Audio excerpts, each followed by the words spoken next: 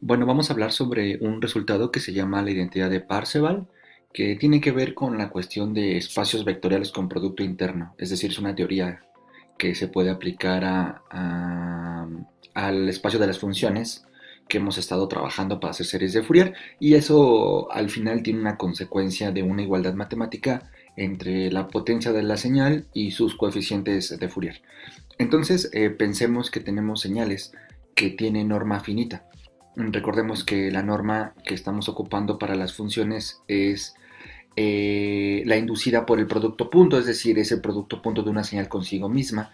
El producto punto lo hemos definido así, ¿no? Hemos definido una señal multiplicada por el complejo conjugado de la otra y después las hemos integrado.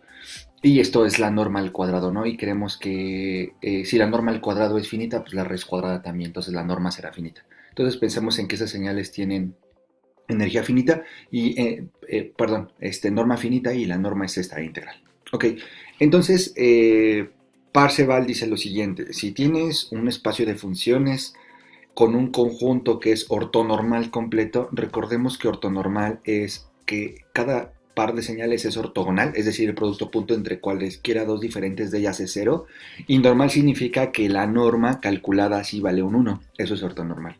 Y completo significa que pues precisamente hay una buena aproximación de estas señales en el sentido de las sumas parciales y estas cosas que hemos hablado ya anteriormente.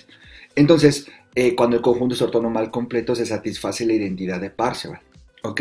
Y vamos a ver que esta identidad de Parseval tiene una estructura específica para las series de Fourier. La identidad de Parseval es fácil de entender en el sentido que dice, hacer el producto punto de estas dos funciones, ¿sale? De una función f y de una función g, que tienen norma finita, es equivalente a tomar sus coeficientes de Fourier de la primera, de la f, multiplicarlo por el coeficiente de Fourier con el mismo índice de la segunda señal conjugado, le he puesto alfa y prima conjugado, y sumarlo. Entonces, hacer el producto punto de estas señales es equivalente a hacer esta suma de números complejos, que en general, en Fourier, ¿no? En Fourier en general los alfas van a ser complejos dependiendo en qué representación estemos, ¿no? Pero por eso se pone aquí lo de complejos. Ahora, ¿qué va a pasar? ¿Cómo calculas el alfa i? Pues el alfa i se va a calcular como la función f, es el coeficiente de Fourier de f. Es f por la phi i conjugada entre la norma al cuadrado. Aquí abajo iba la integral de la norma de phi al cuadrado de t, es la norma de la función, que es la fórmula, la integral de la fórmula, de la norma de la integral de la fórmula de la función, la integral de la norma de la función al cuadrado, ¿no? O sea, de la fórmula aquí abajo. Pero como es ortonormal, pues precisamente Parseval pues dice, pues aquí abajo es un uno, ¿no? Entonces, si los alfas se pueden calcular así, pues entonces va a satisfacer esta relación que nos dice que el producto punto de las funciones es equivalente a esta suma de multiplicaciones. Esta suma pues, es una suma infinita porque pues, la base es infinita, ¿no? Hay infinitas funciones en la base. Entonces, en particular, ¿cómo se ve esta estructura de Parseval para el producto punto? ¿Y qué pasa si f es igual a g? ¿Cómo se ve la identidad de Parseval? Entonces, del lado izquierdo nos quedaría, vamos a pensar que estamos haciendo el producto de f consigo mismo. El producto de f consigo misma lo hemos hecho acá arriba y tiene esta estructura matemática. Entonces, del lado izquierdo nos quedará esta integral. Y del lado derecho lo que estamos haciendo es que alfa i y alfa i' es el conjugado uno del otro. Por lo tanto, cuando multiplicas un número por su conjugado, pues es la norma al cuadrado. Entonces, lo que significa, o una manera de interpretar la identidad de Parseval, es que el producto punto de una señal consigo mismo es equivalente a la suma del cuadrado de sus coeficientes de Fourier. ¿Ok? Esta sería la primera simplificación que hacemos, es decir, vamos a tomar f consigo misma, y esta será la identidad de Parseval. Ahora, lo que vamos a hacer a continuación es ver cómo se ve esta formulita, pensando que estás haciendo el producto de f consigo misma, cómo se ve esta formulita en términos de lo que hemos hecho con las series de Fourier trigonométricas, ¿sale? Entonces vamos a agarrar una base específica. La base específica pues, son los senos y los cosenos y todo esto. Entonces, lo que vamos a hacer es lo siguiente. Nuestras funciones en la base beta que tomamos trigonométricas era el 1, el coseno de omega 0t, el coseno de 2 omega 0t, el seno de omega 0t, el seno de 2 omega 0t, etcétera, así hasta infinito, ¿no? Y ese conjunto sin estas constantes no es ortogonal. O sea, ¿qué significa que no sea ortogonal? Que conocemos el producto punto de coseno consigo mismo. O sea, si aquí ponemos coseno, coseno, nos quedará aquí coseno cuadrado. Pues esa cosa tiene de resultado 2 entre t0. Lo hemos hecho cuando dedujimos la fórmula de los alfas para la trigonométrica. Entonces, como eso no es un 1, es 2 entre t0, pues lo que hacemos es dividir entre para hacer un vector unitario, es decir, aplica lo mismo, dividimos el vector, que es la fórmula, entre su norma. Si la norma al cuadrado era t0 medios, pues la raíz cuadrada de eso va a ser raíz de t0 entre raíz de 2 y el 2 pasa sumando. Pasa multiplicando arriba. Entonces lo mismo le hemos hecho al 1. Entonces lo que hacemos es que este conjunto gamma ya es ortogonal. O sea, si tú calculas el tamaño del coseno, que sustituir aquí la formulita esta, bueno, del coseno con esta constante, ya te va a regresar un 1. Siempre y cuando integres en un intervalo de longitud t0 y siempre y cuando omega 0 sea igual a 2 pi entre t0. Eso tiene que satisfacerse para la ortogonalidad. Entonces, este conjunto ya es ortogonal, lo cual implica que para este conjunto, que no es el que hemos trabajado nosotros, para este conjunto, esta identidad ya se vale, ¿sale? Para este conjunto, esta identidad ya se vale. Entonces, ¿cómo calculas el coeficiente de Fourier para estas funciones? Pues debes de agarrar a la f, aquí está, ¿no? A f, y debes de agarrar el complejo conjugado. El complejo conjugado de los cosenos pues es el mismo, porque es una función real, no tiene y ni j por ningún lado, es el mismo. Y esta constante la podemos poner fuera de la integral.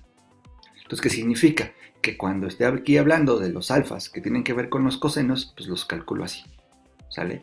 Ya no divido entre nada, porque pues precisamente es estamos pensando que son de norma 1, ¿no? Entonces aquí ya no pasa nada. ¿Okay? Pero puedo hacer el siguiente artificio, ¿no?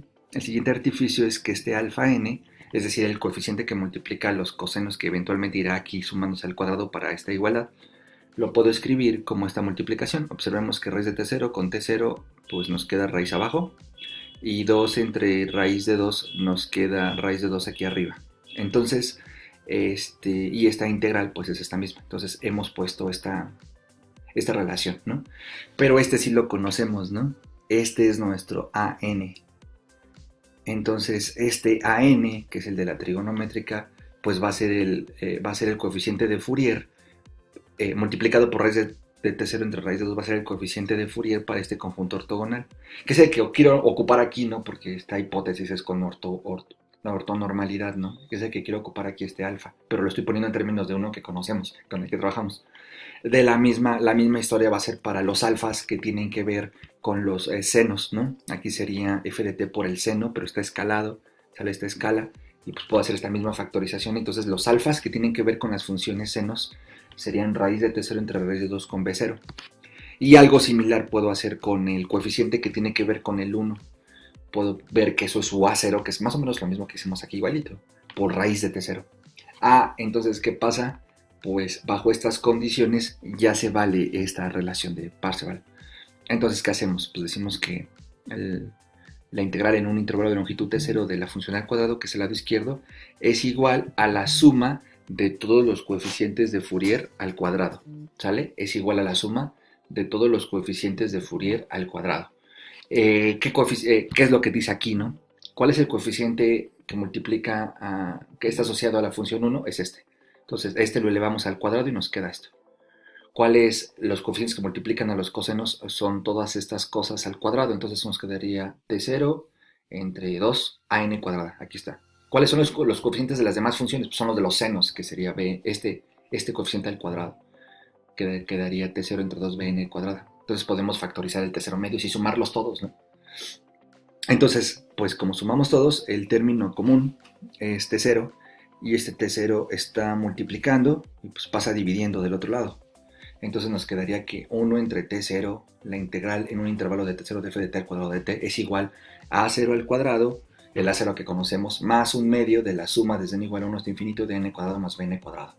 Entonces, si recordamos, nosotros habíamos dicho que nuestra convención va a ser que vamos a hacer series de Fourier para señales periódicas, porque la serie de Fourier es periódica por naturaleza. Entonces, aproximar una señal en su periodo es equivalente a aproximar en todos los reales, porque la serie de Fourier se va a repetir. Entonces, precisamente, esta es la definición de potencia de una señal periódica.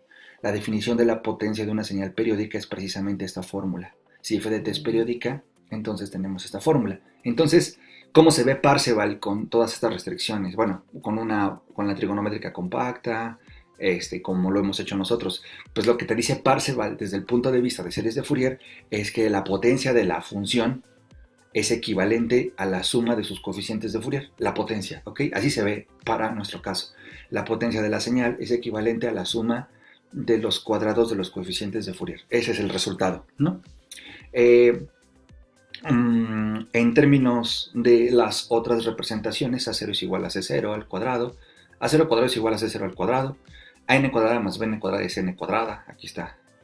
C0 al cuadrado es igual a D0 al cuadrado, Cn es 2 veces la norma de D0, Cn es 2 veces la norma de Dn. Si sustituimos aquí 2 veces la norma de Dn, nos queda 4 veces la norma de Dn al cuadrado, el 4 sale, entre 2 nos queda un 2. Entonces, en cualquiera de las tres representaciones tenemos que la potencia de la señal es equivalente a hacer la suma de los cuadrados de los coeficientes de su serie de Fourier. En alguna de las representaciones tenemos tres maneras de hacerlo, y pues evidentemente las tres nos darán lo mismo. Ahora, ¿para qué se ocupa esto? Normalmente es una relación matemática. Calcular la potencia haciendo esto tal vez se vuelva más difícil que haciendo la integral directa. Entonces, normalmente esta igualdad de Parseval o la identidad de Parseval en las series de Fourier, vamos a ver que hay varias ecuaciones de Parseval en diferentes partes del curso. Esta es la primera que aparece. Pues esta es la identidad de Parseval para series de Fourier. Pues esta en particular se ocupa normalmente para encontrar identidades matemáticas. Como repito, pues calcular la potencia pues parece mucho más sencillo hacer una integral que estar haciendo esta cuestión de las series, porque pues esto es convergencia y hay que ver los criterios cuando estas cosas convergen, y eso se vuelve más complicado que hacer una integral de forma directa. Entonces, hasta aquí dejamos esta parte y ahora vamos a hacer un ejemplo utilizando la identidad de Parseval.